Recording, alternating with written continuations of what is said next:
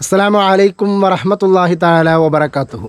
സ്വാഗതം. റാഗിംഗ് കൂടെ പഠിക്കുന്ന സഹപാഠിക്ക് വിദ്യാലയത്തിൻ്റെ പുതിയ മണം വിട്ടുമാറുന്നതിന് മുമ്പ് അവനെ ജാള്യതയിലാക്കാൻ, അവനെ വിഷമിപ്പിക്കാൻ, ഉപദ്രവിക്കാൻ, മാനസികമായി തകർക്കാനുള്ള സീനിയർ വിദ്യാർത്ഥികളുടെ ഒരു ശ്രമമാണ് യഥാർത്ഥത്തിൽ. അവരതിന് പറയുന്ന ന്യായീകരണം ഒരു പുതിയ വിദ്യാലയത്തിൽ വന്ന കുട്ടികൾ ആ വിദ്യാഭ്യാസ സാഹചര്യവുമായി അടുപ്പിക്കാൻ വേണ്ടി ഞങ്ങൾ ചെയ്യുന്നു എന്നാണ്. എന്നാൽ പലപ്പോഴും വലിയ തോതിലുള്ള ക്രൂരമായ വിനോദമായി റാഗിങ്ങൾ മാറാറുണ്ട്.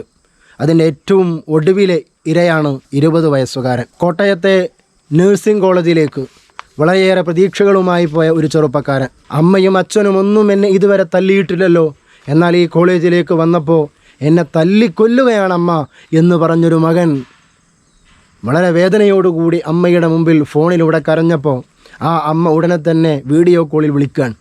വീഡിയോ കോളിൽ വിളിച്ചു. തിരിച്ചു വിളിക്കുമ്പോൾ 21 വയസ്സുകാരനായ ചെറുപ്പക്കാരൻ്റെ മുഖം അടികൊണ്ട് വീർത്തതുപോലെ അമ്മക്ക് മനസ്സിലായി. ഉടൻ തന്നെ കോളേജ് അധികൃതരെ വിവരമറിയിച്ചു. അന്വേഷിക്കണമെന്നാവശ്യപ്പെട്ടു. അന്വേഷിച്ചപ്പോൾ സംഗതി കുറച്ചൊക്കെ പ്രശ്നമാണ് എന്ന് അവിടുത്തെ അധികാരികൾക്ക് ബോധ്യപ്പെട്ടു. പോലീസിൻ്റെ തെളിവെടുപ്പും മറ്റുമൊക്കെ നടന്നു. ഹോസ്റ്റൽ മുറികളിൽ നിന്ന് മാരകായുധങ്ങൾ കണ്ടെത്തുകയാണ്.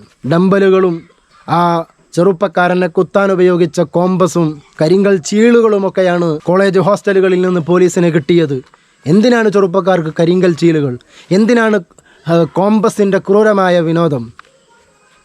എന്ത് രസമാണ് ഇതിൽ നിന്ന് അവർക്കൊക്കെ കിട്ടിയത് എന്ന് എനിക്ക് മനസ്സിലായിട്ടില്ല. 22 സെക്കൻഡോളം വരുന്ന വീഡിയോ ഇപ്പോഴും സോഷ്യൽ മാധ്യമങ്ങളിലൂടെ ഇങ്ങനെ പരന്ന് നടക്കുന്നുണ്ട്. നിങ്ങൾ കണ്ടു നോക്കൂ. ആ കുറഞ്ഞ സമയത്തിനുള്ളിൽ പോലും 11 തവണ കോമ്പസ് കൊണ്ട് കുത്തുന്നതായി കൃത്യമായി നമുക്ക് കാണാൻ കഴിയും. ഏതോ ഒരു ദ്രാവകം, ഏതോ ഒരു ലോഷൻ അവനെ കുത്തുന്നതോടുകൂടി അവൻ്റെ ശരീരത്തിൽ ഇങ്ങനെ പുരട്ടുന്നതായി കാണാൻ കഴിയും. ഡംബലുകൾ അവൻ്റെ ശരീരത്തിൽ കയറ്റി വെച്ചതായി കാണാൻ കഴിയും. അവൻ വളരെ ദയനീയമായി നിലവിളിക്കുന്നത് നമുക്ക് കാണാൻ കഴിയും. അത് കാണുമ്പോൾ ക്രൂരമായി അട്ടഹസിക്കുന്ന സഹപാഠികളെയും നമുക്ക് കാണാൻ കഴിയുന്നുണ്ട്. ഈ ഒരു സംഭവം പുറത്തു വന്നപ്പോൾ പിന്നീട് 4 വിദ്യാർത്ഥികൾ കൂടി ഈ ക്രൂരമായ വിനോദത്തിന് നേതൃത്വം നൽകിയവർക്കെതിരെ പരാതിയുമായി പോലീസിൻ്റെ മുമ്പിലേക്ക് വന്നിട്ടുണ്ട്.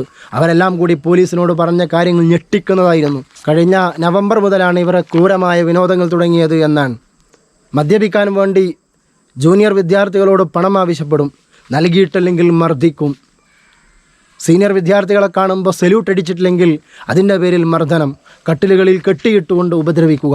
ഒരു ഗുണ്ടാ നേതാക്കന്മാരെ പോലെ, സിനിമകളിൽ കാണുന്ന നായകന്മാരെ പോലെ, അതല്ലെങ്കിൽ ഇന്ന് സെലിബ്രേറ്റ് ചെയ്തുകൊണ്ടിരിക്കുന്ന ക്രൂരമായ വയലൻസുകളുടെ ഒരു പിന്തുടർച്ച നമുക്ക് ഇത്തരം സംഭവങ്ങളിലൊക്കെ കാണാൻ കഴിയുന്നുണ്ട്. ഈ കുത്തുകയും ഉപദ്രവിക്കുകയും ലോഷനൊഴിക്കുകയും ഡംബല് കയറ്റി വെക്കുകയും ചെയ്യുന്നത് മാത്രമായിരുന്നില്ല, രാത്രി മുഴുവനും ഉറങ്ങാതിരിക്കാൻ, മുട്ടുകൾ കുത്തി നിൽക്കാൻ ആവശ്യപ്പെടുന്ന വളരെ പ്രയാസകരമായൊരു സാഹചര്യം ഉണ്ടാക്കുന്ന സ്ഥിതിയിലേക്ക് വരെ പോയിട്ടുണ്ട് എന്നാണ് റിപ്പോർട്ടുകൾ പുറത്തു വന്നത്. ഇത് പറയുമ്പോൾ കഴിഞ്ഞ വർഷം ഫെബ്രുവരിയിൽ സിദ്ധാർത്ഥൻ എന്ന് പറയുന്ന ചെറുപ്പക്കാരൻ വയനാട്ടിലെ വെറ്റിനറി സർവകലാശാലയിലെ ശുചിമുറിയിൽ നിന്ന് ആത്മഹത്യ ചെയ്യപ്പെട്ടുകൊണ്ട് കാണപ്പെട്ട വളരെ ദയനീയമായൊരു ചിത്രം നമ്മൾ മറന്നു കാണില്ല.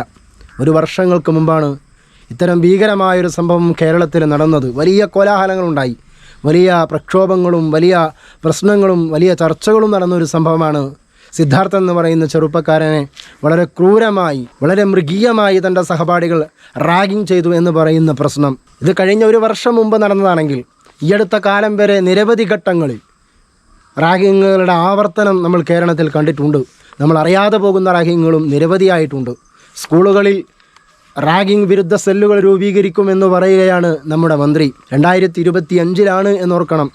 എത്രയോ തവണകളായി, എത്രയോ വർഷങ്ങളായി സ്കൂളുകളിലും കോളേജുകളിലുമൊക്കെ റാഗിങ്ങുകൾ റിപ്പോർട്ട് ചെയ്യപ്പെടുകയും അതിൻ്റെ പേരിലുള്ള ആത്മഹത്യകളും മാനസികമായി തകർന്ന ഒരുപാട് പേരുടെ ചിത്രങ്ങളുമൊക്കെ നവമാധ്യമങ്ങളിലൂടെ പുറത്തു വന്ന ഒരു കാലഘട്ടത്തിലാണ് ഇനിയും ഇതിനെ തടയാൻ വേണ്ടിയുള്ള റാഗിംഗ് വിരുദ്ധ സെല്ലുകൾ രൂപീകരിക്കണമെന്ന് മന്ത്രി പറയുന്നത്. നിങ്ങൾ വിചാരിക്കുന്നുണ്ടോ ഇതിനെതിരെയൊന്നും നിയമങ്ങളൊന്നുമില്ല എന്ന്? 1998 ക്രൂരമായ റാഗിങ്ങിനെതിരെയുള്ള നിയമങ്ങളൊക്കെ പാസ്സാക്കപ്പെട്ടിട്ടുള്ളത്. 2001 റാഗിംഗ് നിരോധിച്ചുകൊണ്ട് സുപ്രീം കോടതിയുടെ വിധിയും വന്നിട്ടുണ്ടായിരുന്നു. എന്നാൽ UGCയുടെ അടിസ്ഥാനത്തിൽ വളരെ കർക്കശമായ നിയമങ്ങൾ റാഗിങ്ങിനെതിരെ നിലനിൽക്കുന്നുണ്ട് എന്നതൊരു യാഥാർത്ഥ്യമാണ്. 2009 റാഗിങ്ങിനെതിരെ UGC പോലും ചട്ടങ്ങൾ രൂപീകരിച്ചത്. 2022 ഏപ്രിൽ 1 മുതൽ 2025 ഫെബ്രുവരി 14 വരെയുള്ള UGC ആൻറ്റി റാഗിംഗ് പോർട്ടലിൽ രജിസ്റ്റർ ചെയ്ത കണക്ക് പ്രകാരം മൊത്തം 103 റാഗിംഗ് കേസുകളാണ് റിപ്പോർട്ട് ചെയ്യപ്പെട്ടിട്ടുള്ളത്. അതാകട്ടെ കേരളത്തിൽ മാത്രമാണ് എന്നത് നമ്മൾ ഓർക്കണം. എന്നാൽ ഇന്ന് സംഭവിക്കുന്നത് എന്താ? ഈ തടവ് ശിക്ഷയോ ഈ പറയുന്ന ഫൈന് കെട്ടലോ ഇതൊന്നും ഉണ്ടാവില്ല. രാഷ്ട്രീയ പാർട്ടികളിൽ മേധാവിത്വമുള്ള പ്രതികളാണെങ്കിൽ കുറഞ്ഞ വർഷം അല്ലെങ്കിൽ കുറഞ്ഞ കാലം അവർ ജയിലിൽ കിടക്കും. എന്നിട്ട് അവിടെ നിന്ന് പതുക്കെ ഇറങ്ങും. പിന്നീട് അവർ വലിയ രാഷ്ട്രീയ നേതാക്കന്മാരും സാമൂഹ്യ പ്രവർത്തകരുമൊക്കെ ആയി മാറുന്ന ചിത്രമാണ് കേരളത്തിൽ കാണുന്നത്. അല്ലെങ്കിൽ അതൊരു ഒത്തുതീർപ്പിലേക്ക് പോകും. പെട്ടെന്ന് തന്നെ ഒത്തുതീർപ്പിലാക്കുക. ഈ ക്രൂരമായി പീഡിപ്പിക്കപ്പെട്ട ഈ ചെറുപ്പക്കാരുടെ അല്ലെങ്കിൽ ചെറുപ്പക്കാരികളുടെ കുടുംബത്തിന് എന്തെങ്കിലുമൊക്കെ തുക രാഷ്ട്രീയ പാർട്ടികളോ അല്ലെങ്കിൽ ഈ പ്രതികളായ ആളുകളുടെ ബന്ധുക്കളോ എന്നൊക്കെ പറഞ്ഞു വരുന്ന ആളുകൾ നൽകും. അതോടുകൂടി പ്രശ്നങ്ങൾ പരിഹരിക്കപ്പെടുക. ഇങ്ങനെയാണ് പലപ്പോഴും കണ്ടുവരുന്നത്. ഇത്തരം ഒത്തുതീർപ്പിലേക്ക് പോവുകയല്ല, കഠിനമായ നിയമങ്ങൾ കൊണ്ടുവരണം. പിഞ്ചു കുഞ്ഞുങ്ങൾ പോലും ഇതിൻ്റെ ഇരകളാകുന്നു എന്നതൊരു വാസ്തവമാണ്. നമ്മളൊക്കെ വിചാരിക്കും ഇതൊക്കെ വലിയ വലിയ കോളേജുകളിൽ നടക്കുന്ന കാര്യമാണെന്ന്. എന്നാൽ തൃപ്പൂണിത്തറയിൽ കഴിഞ്ഞ മാസമാണ് ഒരു 15 വയസ്സുകാരനായ ഒരു കുട്ടി ഫ്ലാറ്റിൻ്റെ മുകളിൽ നിന്ന് ചാടി ആത്മഹത്യ ചെയ്തത്, മരിച്ചത്. ബന്ധുക്കൾ ആരോപിക്കുന്ന ഒരു സംഗതി, തങ്ങളുടെ സഹപ്രവർത്തകരിൽ നിന്ന് സഹകൂട്ടുകാരിൽ നിന്ന് ക്രൂരമായ മാനസിക പീഡനങ്ങൾ റാഗിങ് ഏൽക്കേണ്ടി വന്നൊരു കുട്ടിയായിരുന്നു ആ കുട്ടിയെന്ന് ബന്ധുക്കൾ പോലും അതിൻ്റെ പിന്നിൽ ആരോപിച്ചിട്ടുണ്ട്. ആ കേസ് നടന്നുകൊണ്ടിരിക്കുകയാണ്. ഏതായാലും ഇത്തരം കുഞ്ഞുങ്ങൾ മുതൽ വലിയവർ വരെ വലിയ പ്രതീക്ഷകളുമായി സ്വപ്നങ്ങളുമായി ക്യാമ്പസുകളിലേക്ക് കടന്നു ചെല്ലുന്ന ചെറുപ്പക്കാരികളൊക്കെ ഭയമില്ലാതെ പഠിക്കാൻ കഴിയുന്നൊരു സാഹചര്യം നമ്മുടെ കേരളീയ സംസ്കാരത്തിൽ ഉണ്ടാകണം. കർശനമായ നിയമങ്ങൾ രൂപീകരിക്കേണ്ടതുണ്ട് എന്ന് മാത്രം ആവശ്യപ്പെട്ടുകൊണ്ട് മറ്റൊരു വീഡിയോയുമായി വീണ്ടും കാണാം. ഈ വീഡിയോ പ്രധാനപ്പെട്ട ഒരു കാര്യമാണ് നിങ്ങളോട് സംസാരിച്ചത്. നിങ്ങൾക്കിത് പ്രധാനമെന്ന് തോന്നുന്നുവെങ്കിൽ നിങ്ങളുടെ കൂട്ടുകാരിലേക്ക് സഹപ്രവർത്തകരിലേക്ക് ഇതിൻ്റെ ലിങ്കുകൾ ഷെയർ ചെയ്ത് കൊടുക്കുക. വീഡിയോ ഇഷ്ടപ്പെട്ടിട്ടുണ്ടെങ്കിൽ ലൈക്ക് ചെയ്യാം. നിങ്ങളുടെ അഭിപ്രായങ്ങളൊക്കെ കമൻറ്റ് ബോക്സിലൂടെ അറിയിക്കുക. ഇതുവരെ നിങ്ങൾ സബ്സ്ക്രൈബ് ചെയ്യാതെയാണ് ചാനൽ കണ്ടുകൊണ്ടിരുന്നത് എങ്കിൽ ഉടൻ തന്നെ സബ്സ്ക്രൈബ് ചെയ്ത് ബെൽ ബട്ടൺ കൂടി ഇനാബിൾ ചെയ്ത് വെക്കുക. നമുക്ക് വീണ്ടും കാണാം. അസ്സലാമു അലൈക്കും വറഹ്മത്തുള്ളാഹി തആല വബറകാതുഹു.